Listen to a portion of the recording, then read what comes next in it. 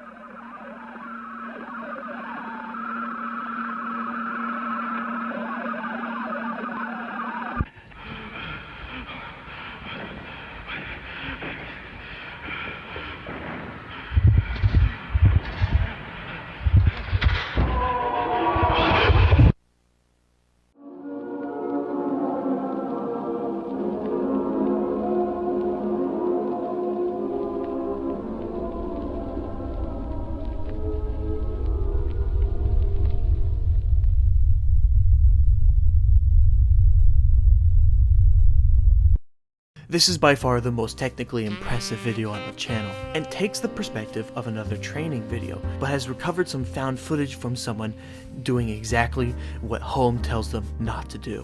And as you can see throughout the video, it gives many pointers of what they should have done differently to keep yourself alive. And there are many split-second images that appear on the screen to maybe provide some form of subliminal messaging, but I'll read them for you here. Warning, do not attempt to explore or ascertain the true size of the home facility. Even we are unsure of its true size and extent. This alludes to its potential infinite scale, while they claim that it's entirely based under New Mexico soil, but there's no evidence of this large-scale underground complex, and is potentially taking a note out of the backrooms with these kind of null space, teleporting them to a different dimension. Another message says, important.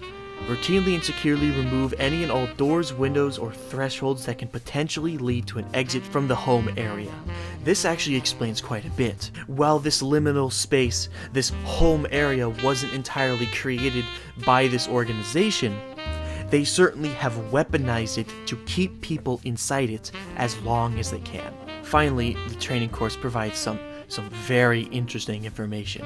At the end of each segment, a message will briefly be displayed. Each message will indicate one or more of the following: important information regarding anomalous occurrences, what to avoid when present in similar situations, what kind of behavior we hate to see our subjects exhibit, which areas are being prohibited from being accessed even by Charon associates. Now this word Charon or Charon, when googled, is actually a Greek myth. The ferryman of Hades in Greek and Roman mythology. So once again, we have another shady organization based off some form of biblical or mythological creature associated with hell. So it seems this organization has taken it upon themselves to be the ferryman to the underworld of these unsuspecting guests. With the final message of the video telling you, may never be true, you'll never be seen, may never be right, you are already dead. These 5 videos leave this series quite open-ended, but luckily there's a bit more digging we still have to do, and the deeper the iceberg goes. One of the links provided on the channel page is a link to a website. Visit liminalland.net, which provides a swath of information that can't be found anywhere in these videos. In the section labeled Archives, there's a ton of information on the history of this park.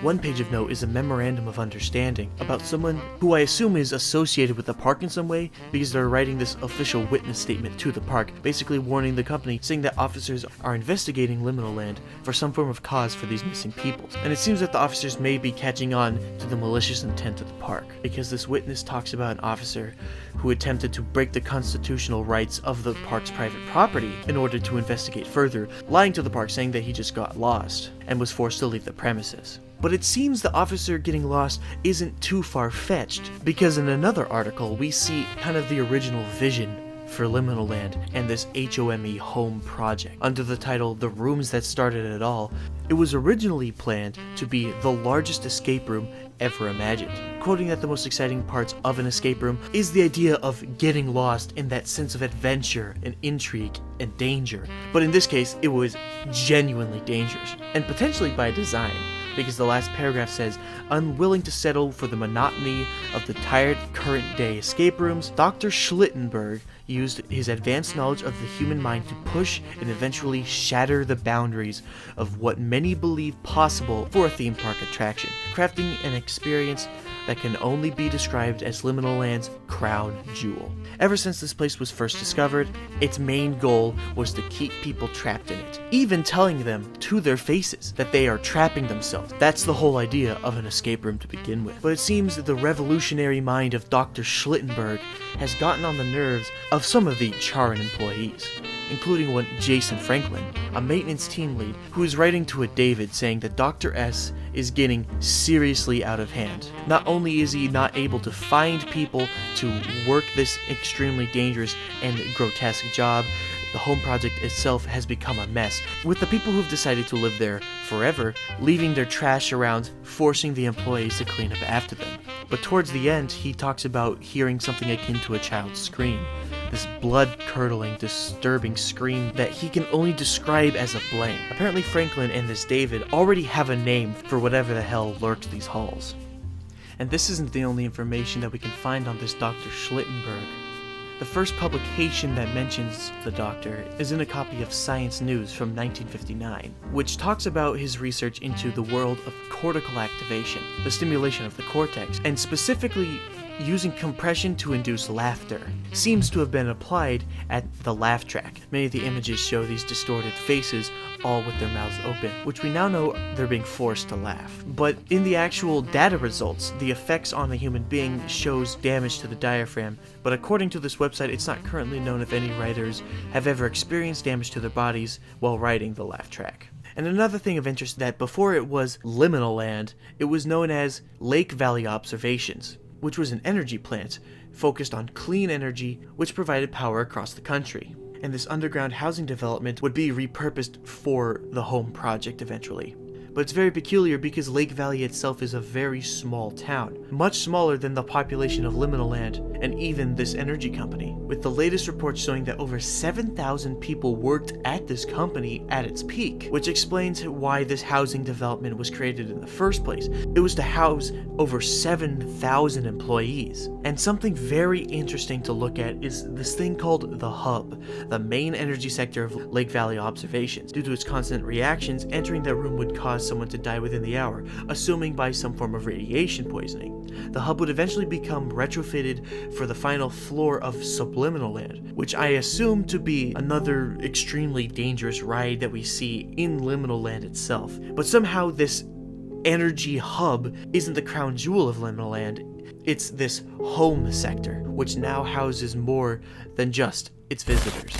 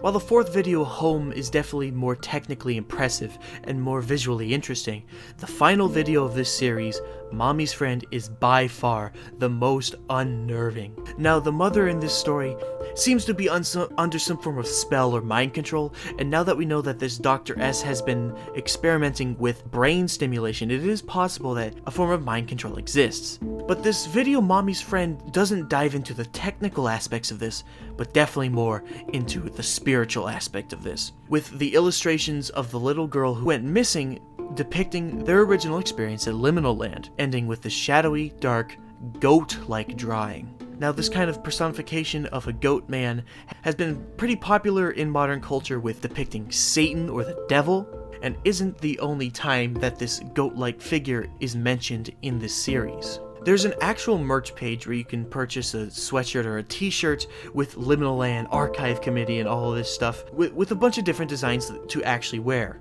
And on a lot of the designs is actually this goat-like person, a lot of illustrations of him. But that isn't all. There's a page on the website called Intervention that's password protected. And originally, apparently, there was an original password that was provided in the actual series. If you go back to the visitor satisfaction video, at exactly 3 minutes, the words say, "When you are ready, inform your manager to initiate Core 7 with passcode RITE. And if you connect some dots, apparently you were supposed to be able to put the words rite of passage into this password protected page, and something would appear. And apparently that was changed because it doesn't work for me, and apparently it became Universal Dreamscape, which is also very fitting, but now that doesn't work either. For some reason the creator is changing the password, maybe because people are posting it online and he wants people to figure it out for themselves, but the original password being in his second ever video is super clever, and I think that's something that should stay for people to be able to discover. And if they end up looking it up and finding it online, they get a lesser experience, but the actual password itself works a lot better that way. But while I'm not able to personally access it, someone did actually describe it saying, "Did you guys see a weird goat head with its hands up in the air when you put the password in?" So I guess it's just potentially this password protected area is just the actual reveal of what's behind this whole thing. This demonic presence lurking around this liminal backrooms area, luring in people, keeping them there forever, whether it's by their own accord, getting lost in the endless maze, to eventually perish. There's a lot more information I didn't cover here, and there's definitely still some more mysteries to uncover. And if anyone actually ends up figuring out what the new password is, please let me know. I hope you all enjoyed this, and I'll see you all in the next one.